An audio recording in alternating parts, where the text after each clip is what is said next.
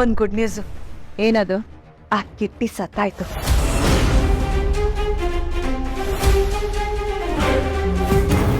What? ಹೌದು madam, ನಮ್ ಬೆನ್ ಹತ್ತಿ ಕಾಡ್ತಾ ಇದ್ದ ಹೊಸ ಶತ್ರು ಯಮನ್ ಪದ ಸೇರಾಯ್ತು.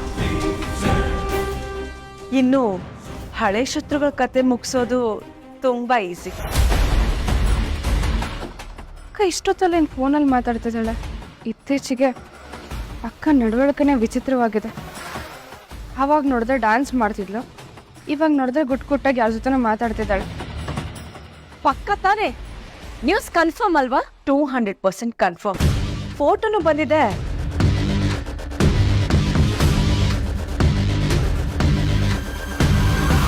ಹಬ್ಬ, ಈಗ ರಿಲ್ಯಾಕ್ಸ್ ಆಯ್ತು.